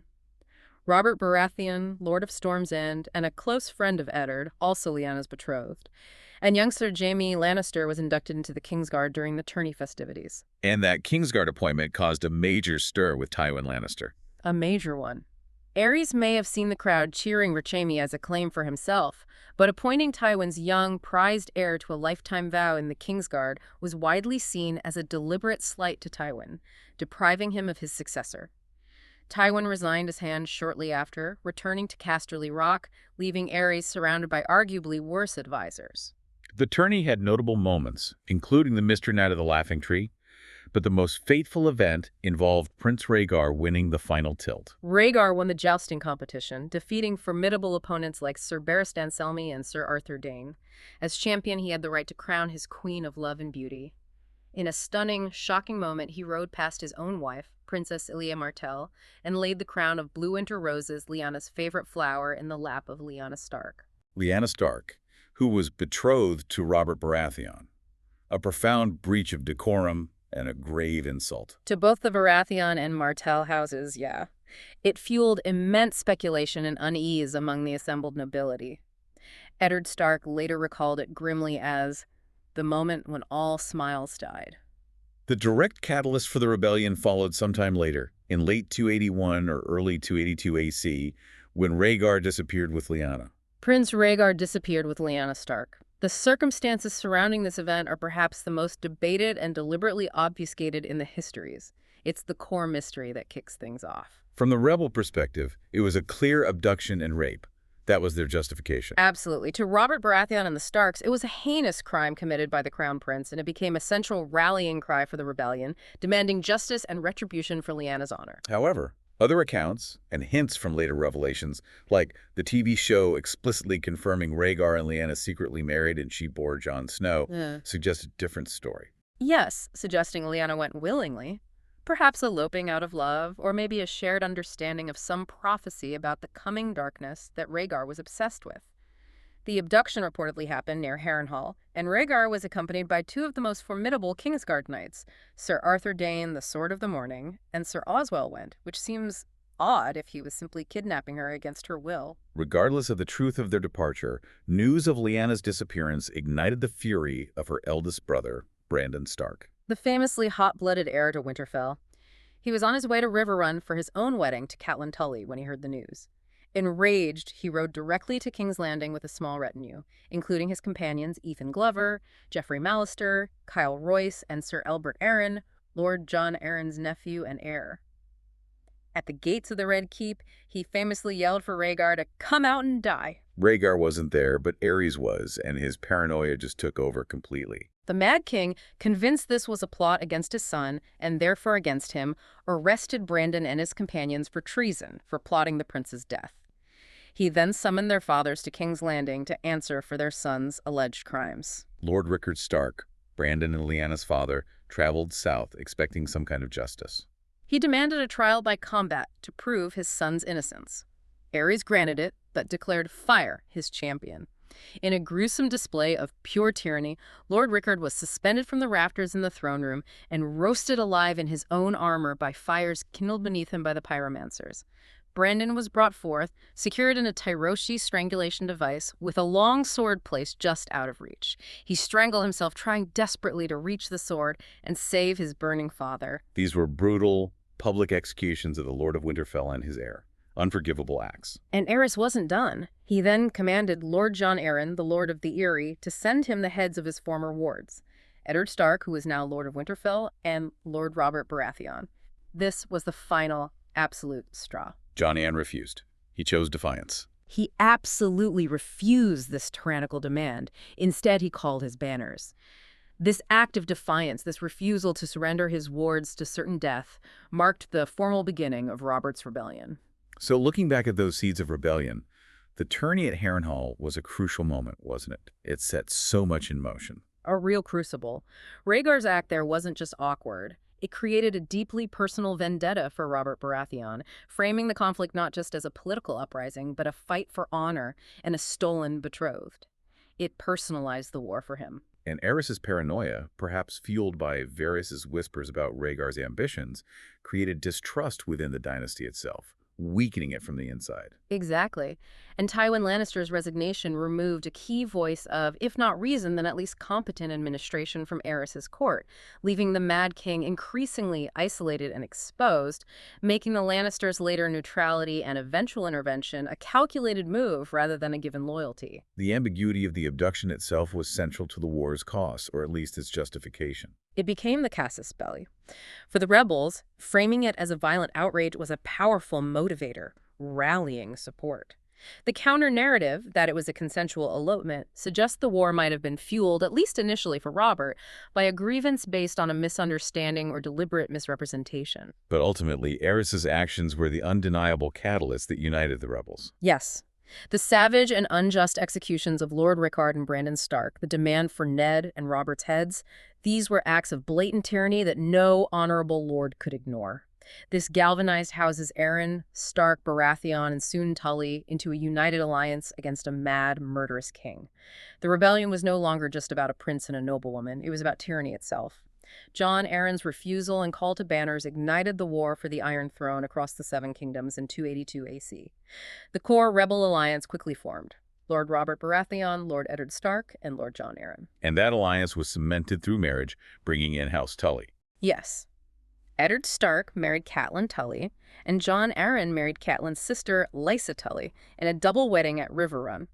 This brought the powerful House Tully and the Riverlands into the rebel fold, creating a strong block of power stretching from the north, through the Vale and the Riverlands, down to the Stormlands. Who remained loyal to the crown, who fought for Aerys.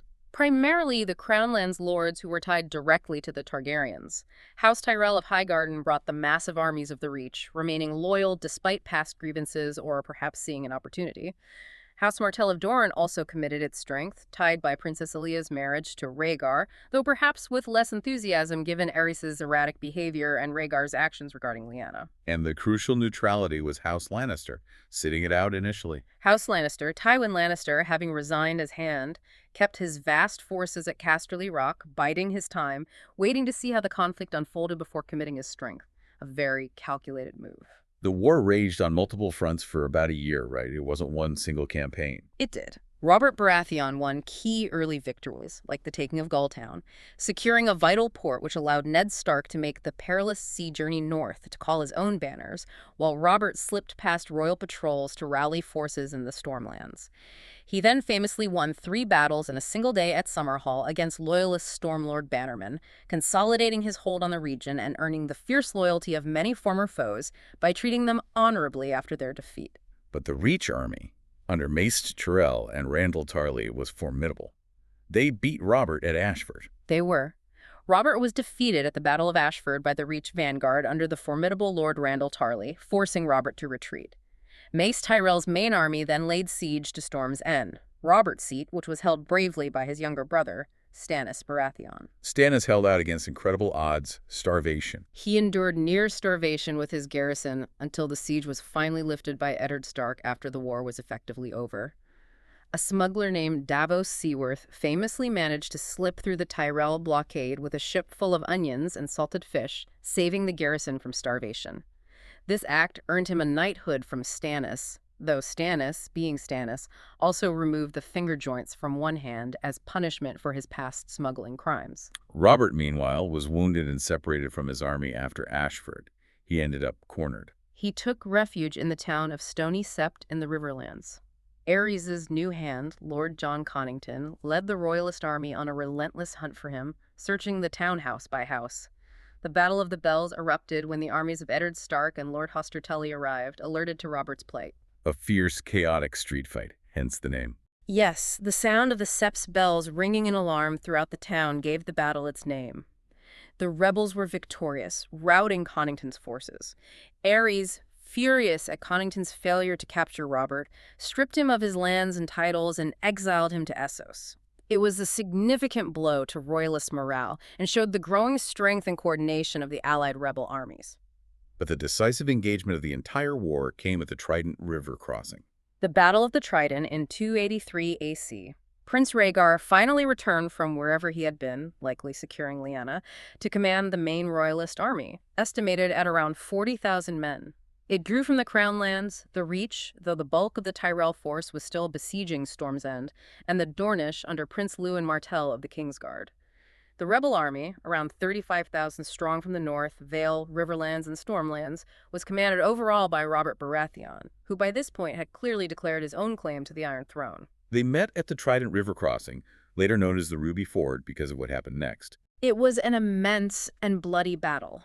Among notable moments, Sir Lyn Corbray of the Vale, wielding his father's Valyrian steel sword, Lady Forlorn, broke the Dornish lines and slew Prince Lewin Martell. But the climax of the battle, the moment that decided the war, was the single combat between Robert Baratheon and Prince Rhaegar Targaryen amidst the shallows of the ford. Robert, with his massive warhammer, against Rhaegar. Against Rhaegar armed with a sword. Robert, fueled by his personal rage over Lyanna, crushed Rhaegar's chest with a blow so powerful it shattered the rubies encrusted on Rhaegar's armor, scattering them into the river, giving the ford its later name. Rhaegar's death broke the royalist army's morale. They fled. Sir Barristan Selmy of Aerys' Kingsguard fought valiantly, killing numerous rebels, but was severely wounded and captured. Robert, respecting his renowned valor, spared his life and sent him to his own masters for care. News of Rhaegar's death and the catastrophic defeat at the Trident must have sent King's Landing into an absolute panic. Aerys II was desperate. He sent his pregnant wife, Queen Rhaella, and his youngest son, Prince Viserys, to the safety of Dragonstone. But he kept Princess Aelia Martell, Rhaegar's widow, and her young children, Rhaenys and Aegon, in the Red Keep as hostages, foolishly believing it would ensure Dorne's continued loyalty. And Aerys' madness intensified as the rebels approached. Wildfire. Convinced he could not be defeated, or perhaps just wanting to take everyone with him, he turned to his pyromancers.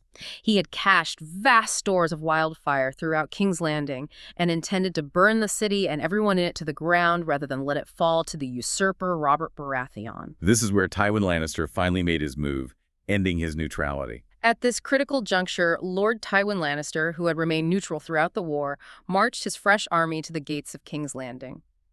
He proclaimed his loyalty to Aerys, and Grandmaster Pycelle, a secret Lannister loyalist, persuaded the increasingly paranoid Mad King to open the gates to his supposed ally. But it was a brutal betrayal, leading to the sack of King's Landing.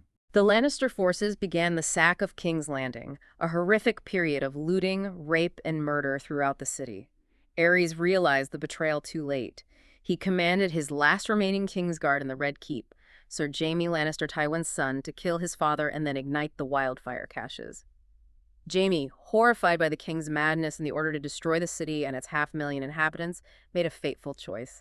He turned his sword on Aerys II, slaying the Mad King at the foot of the Iron Throne, earning him the controversial epithet Kingslayer for breaking his oath but saving the city. Exactly. But his action prevented the burning of King's Landing.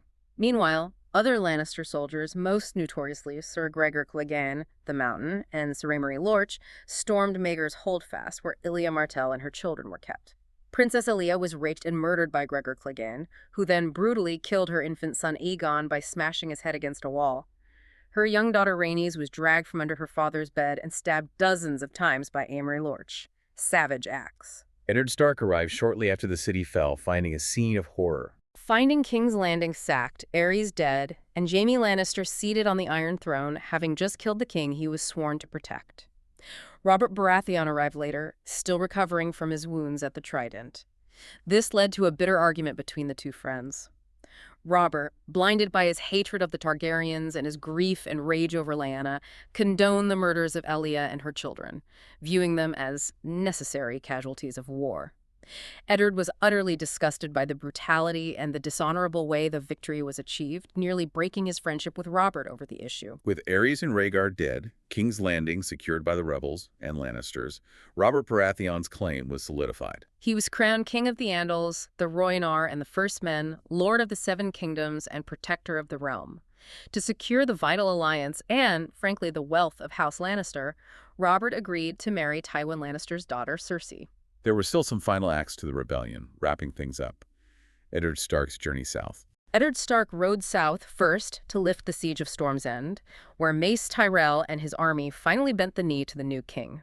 From there, Ned, with 6 companions, including Howland Reed, rode deep into Dorne to a small round tower Rhaegar had named the Tower of Joy, hidden in the Red Mountains. And who did they find there? Not Lyanna alone? No. They found the last 3 loyal Kingsguard knights. Sir Arthur Dayne, the Sword of the Morning, Sir Oswell Went, and their Lord Commander, Sir Gerald Hightower, guarding Lyanna Stark. A fierce battle ensued between Ned's 7 companions and the 3 Kingsguard. Only Eddard Stark and Howland Reed survived the fight. And Ned found Lyanna inside, dying. Dying in a bed of blood. With her last breaths, she extracted a solemn promise from him. "Promise me, Ned." While the books remain somewhat oblique on the specifics, it is widely understood, and explicitly confirmed in the TV show, that Lyanna died giving birth to Rhaegar's son, who would become known as Jon Snow. Eddard claimed the child as his own bastard to protect him from Robert's known wrath against any Targaryen survivor. Ned then tore down the tower and built cairns for the fallen, including the legendary Kingsguard knights he had just fought and killed. The final Targaryen stronghold was Dragonstone, where Viserys and the pregnant Rhaella had fled. Stannis Baratheon was tasked with building a new royal fleet and assaulting the island fortress in 284 AC. However, before Stannis arrived, loyalists led by Sir Willem Darry smuggled the young Prince Viserys and the newborn Princess Daenerys across the narrow sea to Braavos. Queen Rhaella died in childbirth during the great storm that raged around Dragonstone that night, giving Daenerys her epithet, Stormborn. Their escape marked the beginning of the long Targaryen exile. Stannis took Dragonstone with little resistance after that. So Robert's rebellion ended the nearly 300-year reign of the Targaryens. It did, establishing House Baratheon on the Iron Throne. The war was this complex tapestry born of Aerys's tyranny, Rhaegar's controversial actions, long-standing noble grievances, and political opportunism. Its violent and often brutal conclusion shaped the political landscape for the next 15 years and led directly to the events that kick off a Game of Thrones. King Robert II Baratheon's reign, from 283 AC to 298 AC, began with this uneasy peace established by his victory. He married Cersei Lannister, solidifying the crucial alliance with House Lannister, and his mentor Jon Arryn served faithfully as his hand. On the surface, yeah, there was peace and a degree of prosperity, but Robert's reign was characterized by his personal flaws, his profligacy, his neglect of the actual duties of governance, and the massive crown debt he accumulated through feasts and tourneys. He never stopped pining for Lyanna Stark and showed little affection for Cersei or their supposed children, further straining relations within the ruling family itself.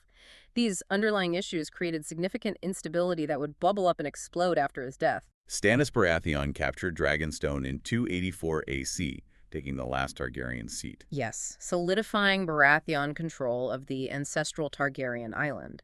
But as we mentioned, before Stannis arrived, Sir Willem Darry and other loyalists smuggled young Prince Viserys and newborn Princess Daenerys across the narrow sea to Braavos, beginning their long exile.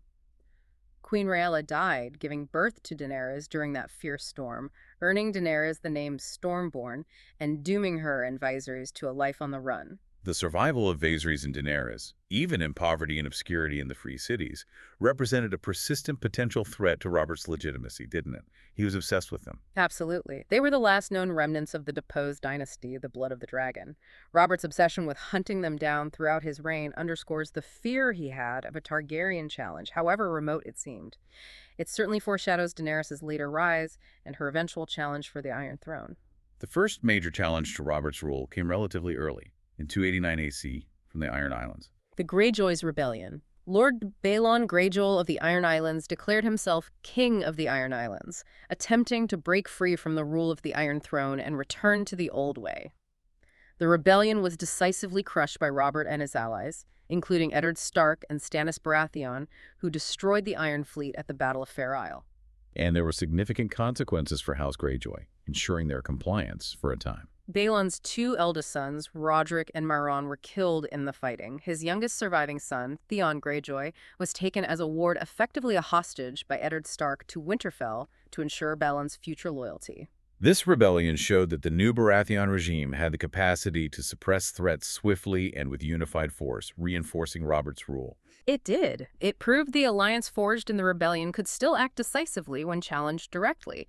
But the taking of Theon Greyjoy created that complex loyalty dynamic for him, caught between his birth family and the Starks who raised him, which would have disastrous consequences for the Starks years later during the War of the Five Kings.